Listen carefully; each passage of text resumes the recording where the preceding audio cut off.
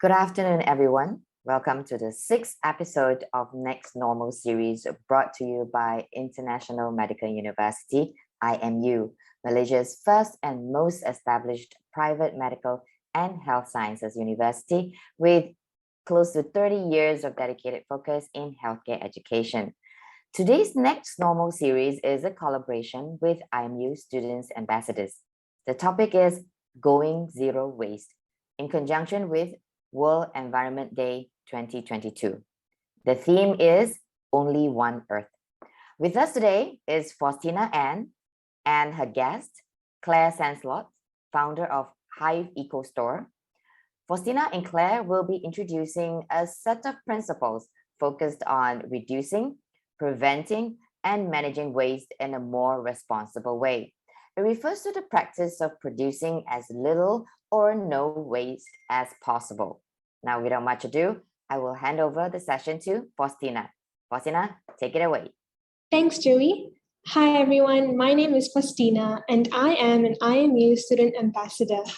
We, the Student Ambassadors, would like to take this opportunity to celebrate our planet and our environment. So today we will be discussing on the topic of zero waste, a topic that is becoming increasingly important in our conversations on environmental sustainability. A study by WWF stated that Malaysians use around 17 kg of plastic per person, which is actually one of the highest in Asia. Malaysia is also one of the world's biggest importer of plastic waste. These elements pose a number of challenges for the country's waste management. And this is why zero waste is so important, because if this problem persists, it could lead to devastating effects for our community and our planet. Today, we're so glad to have with us Claire Sancelot. Claire is the founder of Malaysia's first zero-waste bulk store, the Hive Eco Store. In 2017, the Hive Eco Store was the recipient of the United Nations Award for their dedication in advocating for a zero-waste lifestyle. Claire was also invited to speak in the National Geographic Summit in 2019. So without further ado, let's welcome Claire. Hi, Claire, how are you doing? Hi, Faustina. Thank you so much for having me today at IMU. Well, it's a pleasure to have you with us here too. So Claire, we'll just begin by defining what zero waste is for our audience. So what does zero waste mean to you? So zero waste can mean many things. What you have to remember is we are all individual and we all live in different kind of households. You can be living by yourself or with a multi-generational family house. So here, zero waste means to create the smallest amount of waste or carbon emission as much as possible for you in your working environment or in your living condition. There is no perfect. Thank you, Claire. So zero waste is maybe a very unfamiliar concept for many people, yet we know it is so important. We see increasingly nowadays the environmental crisis unfolding around us, whether that's plastic pollution, climate change, the floods that took place recently in Malaysia. So I'd just like to know, how does zero waste fit into all of this? What role does zero waste play in this crisis, and why is it important? So zero waste living here is it's crucial. Climate change, as you mentioned, is the largest threat to humanity, really. Mainly the coming years are going really to be decisive for our future.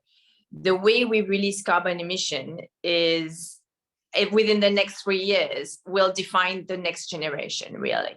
So here, the way we consume, what we can do as activists on a daily basis and how we consume is crucial.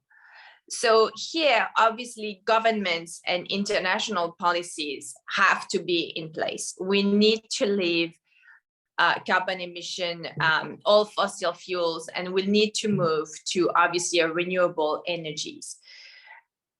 All of this depends on government. We understand that.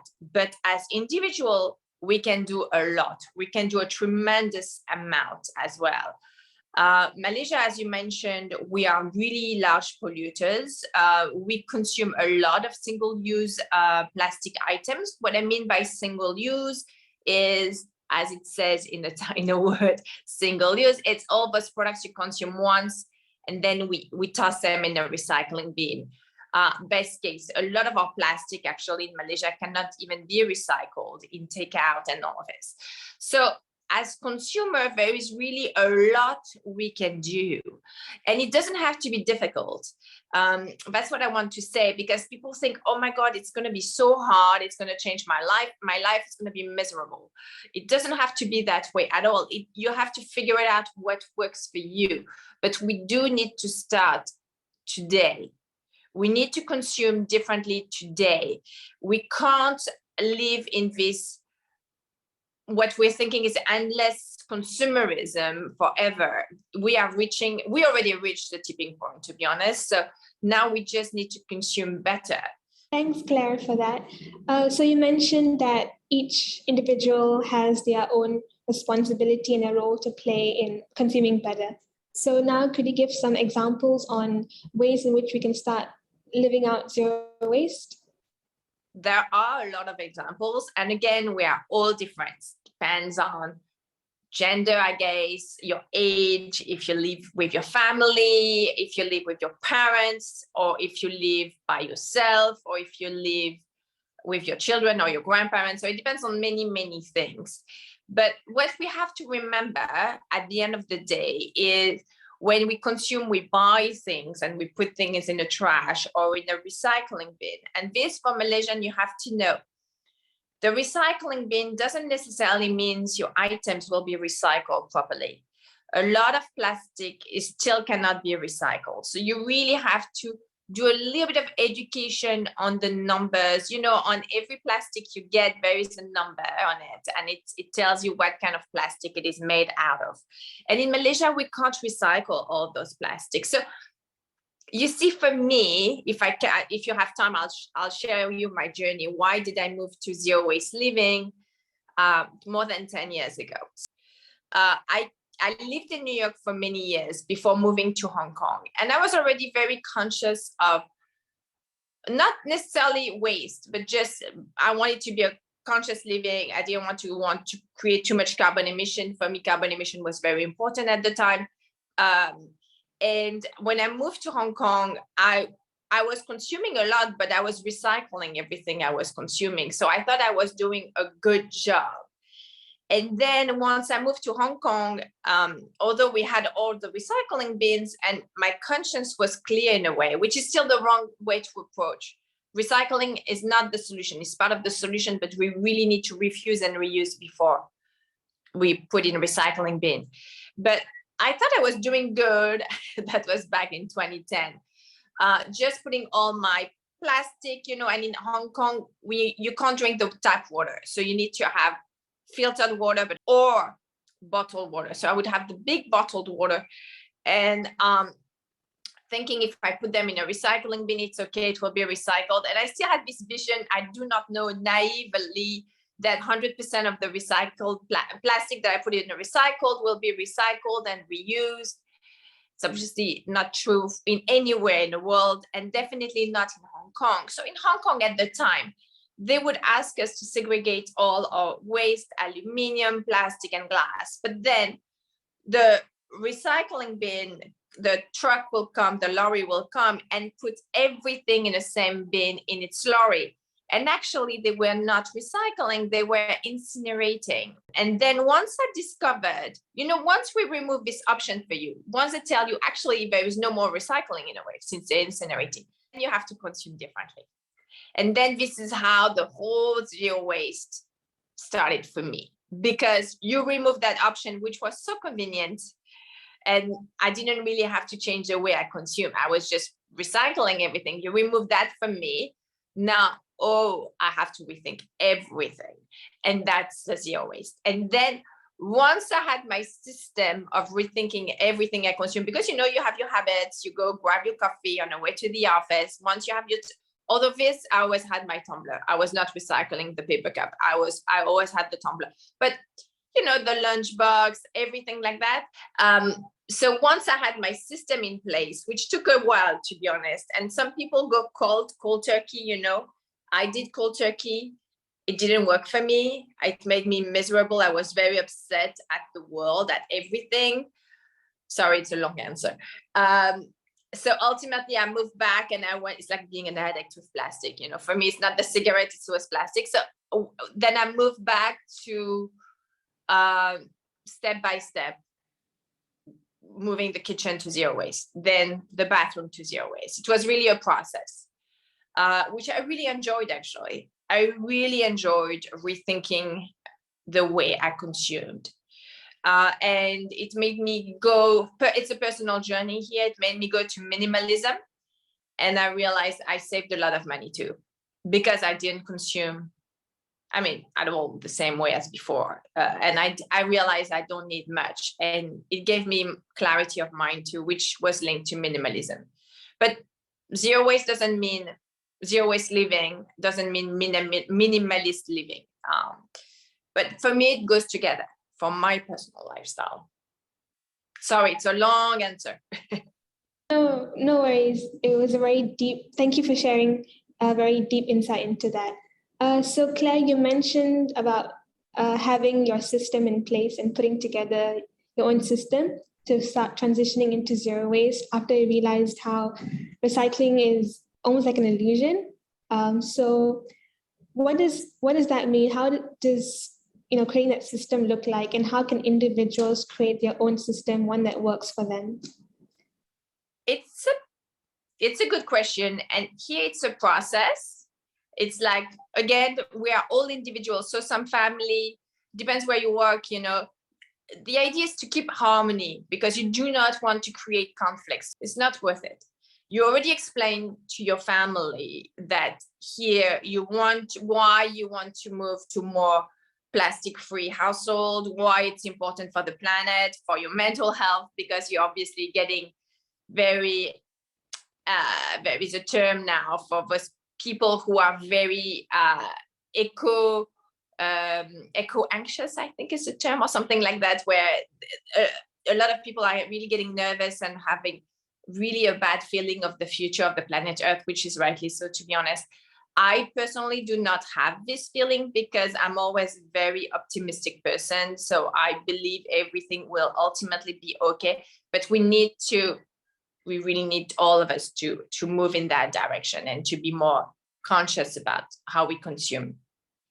So here, I'm just going to share how it worked for me and what I do on my personal level.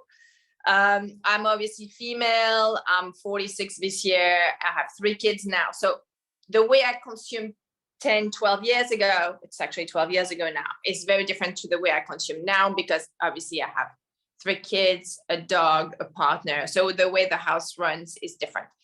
But so for people here, I'm just going to mention when I was just without so many kids in my life, so you can relate more. So technically what I did, and I really enjoyed that journey, to be honest, is I started to look at what was in my bin, in my garbage bin, and if I could replace this item by reusable. So it was baby steps. Let's say I started, if we looked at the kitchen, I had, at the time, I still had the coffee pods in my kitchen. My husband and I were pretty addicted. I mean, the convenience, the design, the look, the colors of the pods, everything was so cute. So what we did is we went out, because we were 2, so I couldn't force my husband in that journey, and we were pretty addicted to that machine. This is an example, but I think a lot of you will relate to that one.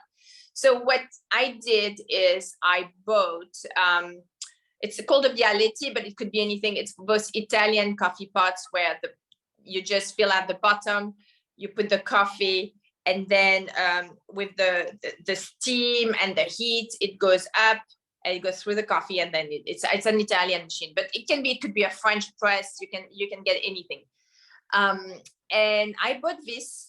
And I kept the 2. I kept the machine, which is a beautiful, again, the design is so gorgeous. And the machine is I had this machine for 10 years already. The engine is unbreakable, Swiss made, like a top engine. So you can't say, hey, when it breaks, I'll move on. It doesn't break. They make sure the engine never breaks. So you keep on buying the parts. It's part of the business model, obviously. So here we had the coffee machine. We had the Italian coffee machine on the side. And I was telling my partner, we just use this on parallel and we see how we can ultimately within 3 months, we get rid of the machine and we just keep the Italian plastic free.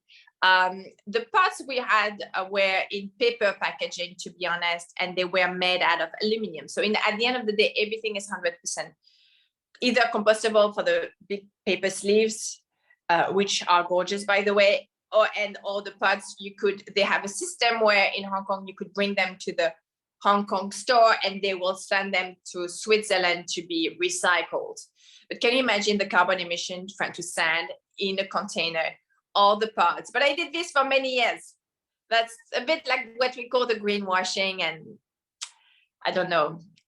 So ultimately here in this specific example, for 3 months, we had the Italian coffee pots on the side. And within a month, we were like, we don't need the single pots. We moved right away to the Italian. We finished our pots. We donated the machine to our neighbor. My house was so cluttered. I didn't realize it. You don't realize it, how much things you have in a house.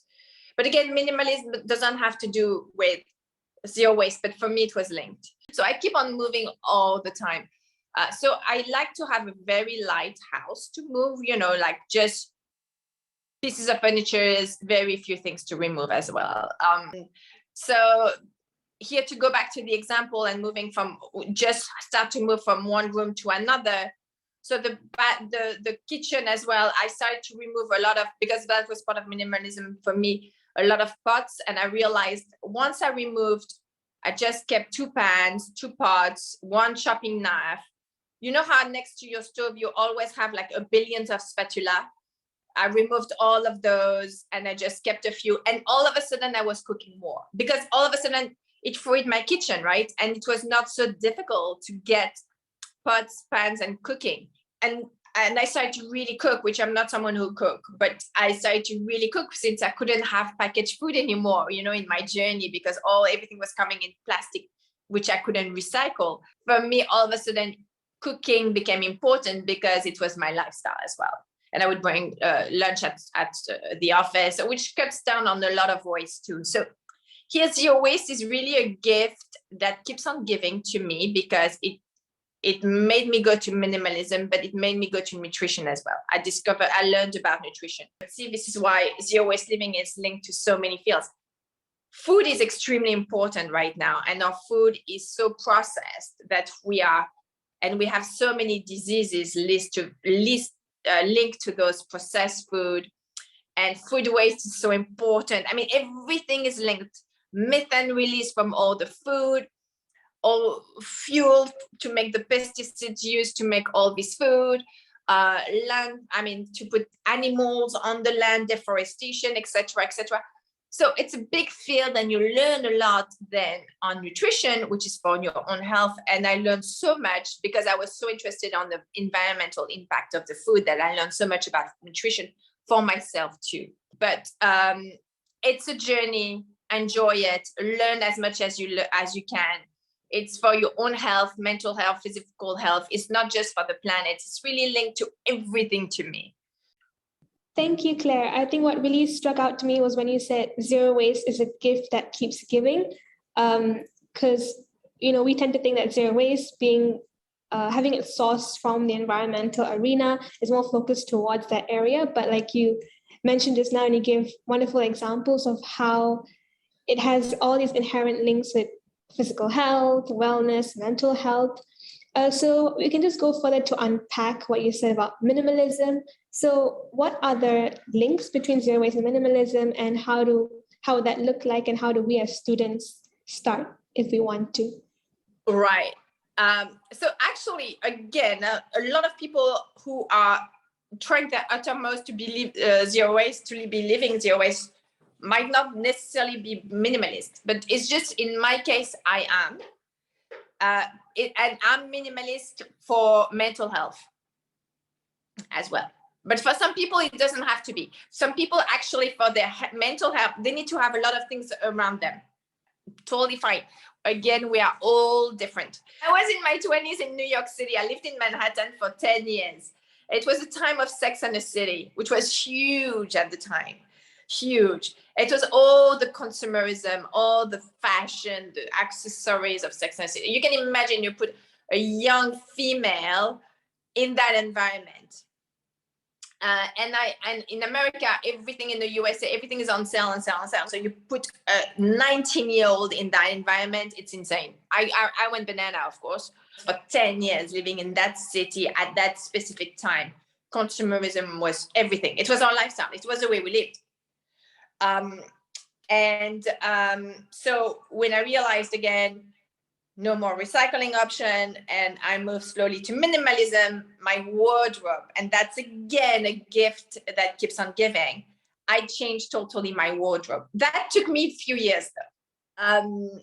So to me, that journey from having the latest, fashion designers, whatever, shoes, it took me a few years to ultimately have a very, I don't have a capsule wardrobe. People talk a lot. This is a very common term. It's not me. I had it at a point, but it was not my comfort zone. But I have a very small wardrobe, and I love every piece I have in my wardrobe. It's all quality. I have some fun stuff that are not necessarily quality, but I just wear them. Everything in my wardrobe has been worn multiple, if not hundreds of times. I try to buy, which is something I think lacks in KL, but more and more is developing, secondhand. Like before, I could buy all my secondhand clothes in Hong Kong because you had few stores where it was the clothes that I liked, on all the stores. So it was the brands I liked, it was the fabric I liked. In KL, I find it doesn't exist. Like high-end or upper middle class kind of store for secondhand clothes, those did not exist.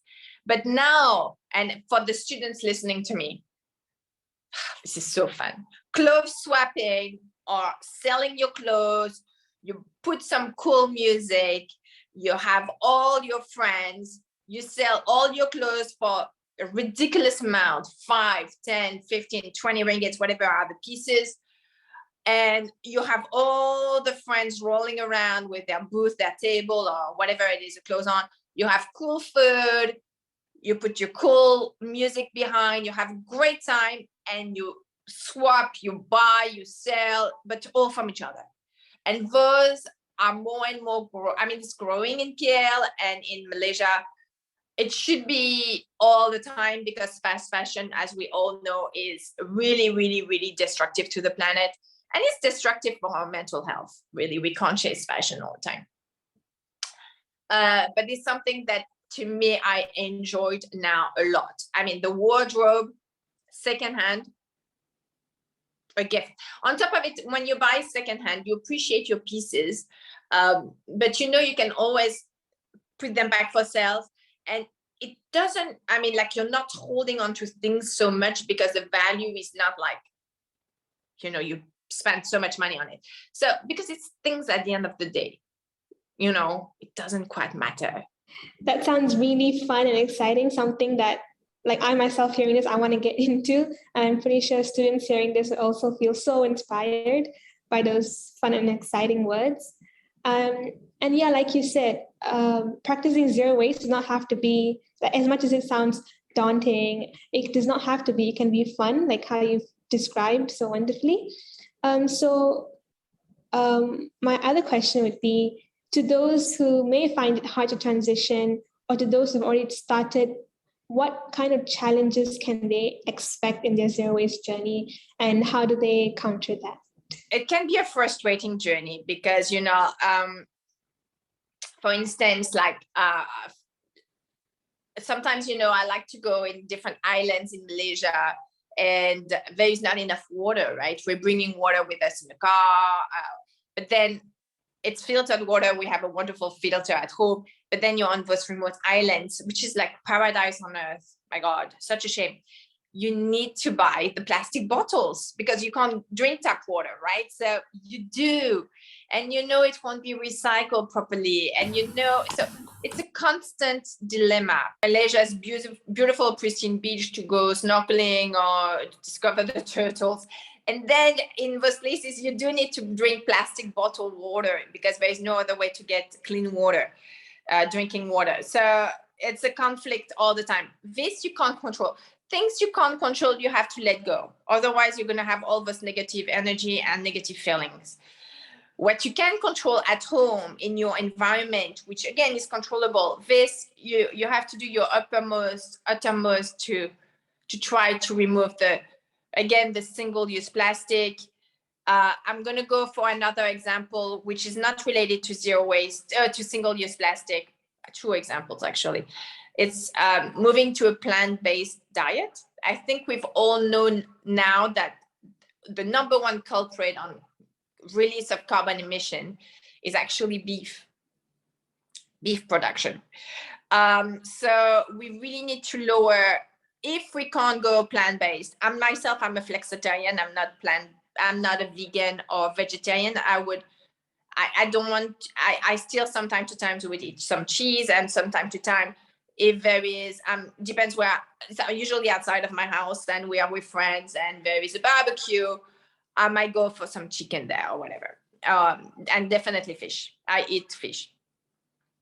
But the idea is to really, really, really reduce our animal product intake. So, and anything related to beef mainly. So this, and again, it's a journey and it's a journey again that keeps on giving, because we all know that actually red meat is really bad for you. So we definitely need to reduce our beef consumption. For me at home, I still order some compound organic chicken from the farms around us in KL for my children, because again, we're flexitarian. So I don't want the kids to go vegan yet. They can make this journey when they are older. Another thing that we can do, and it's not again linked to single-use plastic. So on top of moving to a more plant-based diet is starting to compost and grow food at home. Composting has a lot of fantastic mental health effects as well on us. And starting to, obviously, gardening, we all know that it's extremely good for your mental health. It's very soothing and rewarding, and we're having our personal time. So starting to compost, mainly I find it easy in Malaysia to compost because we have space. I know for the students it's a bit more complex, but you can ask your university to have a composting system. Composting is extremely, extremely important. It sounds really like trivial. It is not. What you have to know is when you put food waste in a plastic bag that goes in a landfill, it really creates a time bomb, because this will never decompose.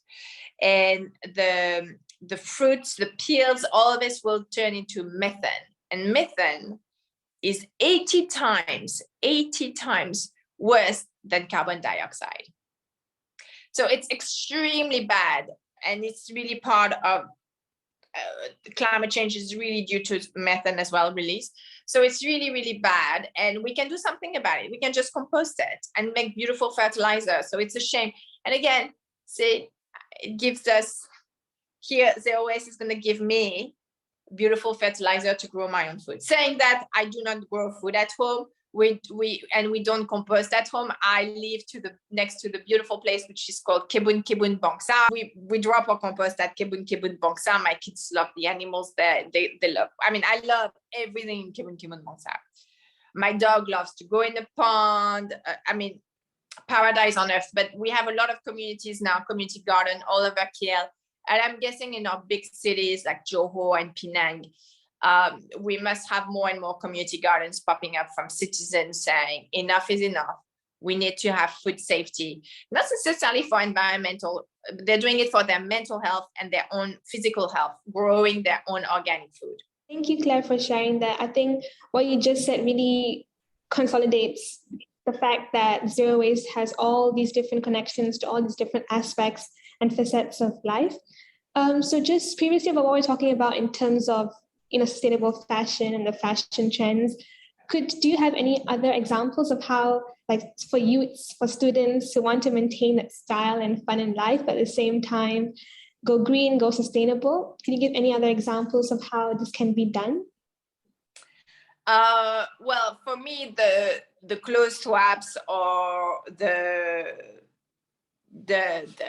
selling between each other and having this gathering are the number one priority. That will change everything, because when I looked at my wardrobe, my shoes even are secondhand that I'm wearing today. Shoes, top, and pants are secondhand, except my watch that I'm wearing and my underwear. Oh, my underwear, because I'm having my period, sorry, is actually the Hive period underwear. So everybody who's female here have as well to go zero waste and save a lot of money. Go and anywhere, but the Hive sells it as well. The menstrual cup, try the menstrual cup, try the washable sanitary pads, try the period underwear. The period underwear is our latest baby, was released last year. I'm wearing it today. Love it. I couldn't believe it. 3 layers, total absorption. The freedom it gives, unbelievable. And of course, zero waste, you just wash it and reuse it. So plenty of small options now on how to remove the single-use plastic in your life. But for the female who love fashion, I would say we need more stores with curator, like someone who loves fashion and manages the stores and knows what to do with the top and the bottom and knows when the customers are coming in, oh, I have this piece for you and this piece for you. Look at them. The products are that person will make a markup of 30% maybe on the clothes, but we still gain, as customers, it's still cheaper. And plus you have the service, you don't have the smell, everything is like well organized. I love the stores. We need more stores like that in KL. Thank you, Claire. So earlier we were talking about, the challenges that one can encounter, and you mentioned just do your best. Like there are some times we will be in circumstances where we will have to consume some plastic or some single-use items. So like you said, and that's for our mental health, so we don't feel that negative energy. And so that idea of trying our best is important. And so how do we communicate this to those who may not share that same idea, who feel like either it's all in or all out? As you know, education has to be positive. So you can't go in the negative here, and you have to lead by example. When people will see you mentally happy, economically, you're telling them you're saving money, all those kind of things, they will realize that, that might be interesting to see what is this lifestyle, like it doesn't have to be necessarily environmental here, because sometimes people are like, oh, boring, or she's annoying, she's making me feel bad. But you can just be an inspiration as well. It has to be inspirational, I think, now, because we all know climate change is really bad and it's happening. So here you have to show people in a really positive way, and that's what we try to do at the Hive. It's always very positive. It's like, don't worry, we can still do something about it. Zero waste is not to make your life more complicated. It's not. It's actually going to make your life. People think, your life must be so difficult. And I'm like, no, I have 3 kids. I have a really demanding career. But my house and the way we consume and we live is so much easier now, because I don't have to buy so many things for my kids. Everything is secondhand, and my kids know that certain things are really bad for the planet. I'm starting to have teenage girls, so it's kind of starting to be a bit difficult on the fashion front. And they were telling me, oh, mommy, I want to buy, and now they buy online. This is something I would never buy clothes online. I'm still very old fashioned. I need to try. And for them, they don't need to try. They want to buy online because their friends are buying online. I have 3 daughters, by the way. But then I talk to them, not necessarily, I don't tell them the environmental impact because they know. But I tell them, to make clothes that cheap, someone had to pay. It's the planet and definitely the people. And it's usually female who work in those factories. They are really working 12 hours a day, 6 days, if not 7 days a week. It's modern slavery to make you clothes for that many ringgits with poor quality. Is that really what you want to wear? And then when they're like, oh, no, mommy. So I would try to get those clothes, whatever they want, secondhand, from friends who have older kids and who are super fashionable. So I would buy when they outgrow the clothes, I just get them from them. So that's all the old tricks, and it saves me a lot of money. So again, it's a gift that keeps on giving. Yeah, I think that's something that the audience will really take away from this conversation. So Claire, you mentioned that it's always good to spread a positive, inspirational, uplifting message to encourage those around us to practice zero waste. So can you give us some examples on how we can create this message, as well as set a positive example that people can follow, at the same time keeping in mind that because we have the environmental urgency, we need to get more people to join us in this movement? So here, I think, again, you have to lead by example. So here in your case, because you are the students, so at IMU, what you can start to organize, it's events, but not, education is very important, but not just education. I think you guys are students, so you're well educated, so you know about climate change. The amount of e-waste we consume every year, so you can have e-waste, not e-waste, don't call it e-waste swap, but you can have swap, like we were talking about fashion, tech, tech products, camera, it could be anything, but start to sell and buy from others. All those accessories, cables, my God, the amount of cables. And because they're so cheap, you think like, oh, I'm just going to get it from the store because it's so cheap, or online because it's so cheap.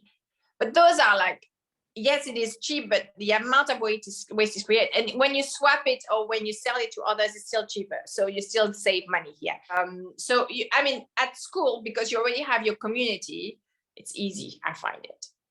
But you have to make it fun, not necessarily on the subject of climate change, which can be a bit too heavy for some people. And they don't want to go, it's too hard for them. And again, climate change anxiety is very much a subject. So you have to make it fun, and they need to gain something from it. Thank you, Claire, for sharing that. That's all the questions that we have from our end. But before we close, would you like to share anything? What is that one important message that you'd like our audience to take away from this talk? So what you have to learn is, what you have to take away from this talk would be, we need to act immediately. So that is the urgency here. Look at what is in your garbage, look at what is in your closets, your wardrobes, see what you can do and what will bring you happiness. You obviously have too much in your garbage and too much in your wardrobe. I already know that, I don't need to see it. How to change that to make you happier, to eat better, to have more mental health as well, and to be in a better place, not always chasing the latest tech fashion products, move away from that kind of environment, and to a more mindfulness, you have to be more conscious consuming and conscious living, because obviously teenagers and young adults, depression is very severe nowadays. So it's something, mental health is extremely important. So, and I really promise you, most likely it will help you in your mental health journey to move to that journey of letting go of those things, and being with the community, working together to make a better planet, finding, as students, finding solutions together, again, organizing those events which are fun, exchange, trade, make it, community centric. I would start there. Thank you, Claire. Thank you so much for taking time out of your busy schedule to sit here with us today and share your really deep and interesting insight into today's topic.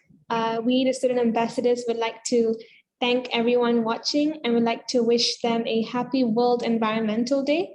Do remember that taking care of the environment is our personal responsibility. Every individual has a role to play in taking care of our planet for ourselves and for the future.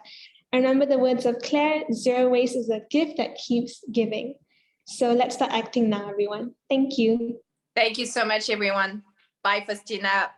Thank you so much, Faustina and Claire. And I think after this session, we all should take a good look at our wardrobe.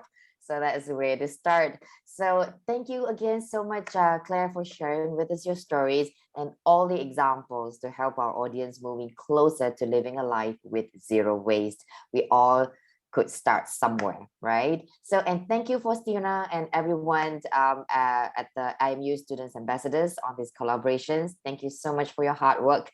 And I believe all of us, every one of us, has a role to play, like Faustina said, and let us cherish our planet Earth and do our bit for our environment. Live lightly, refuse, reduce, and reuse. Connect with us on Facebook, Twitter, Instagram, LinkedIn, and YouTube. So thanks for watching, and we hope to see you in our next episode soon. Have a good day and stay safe.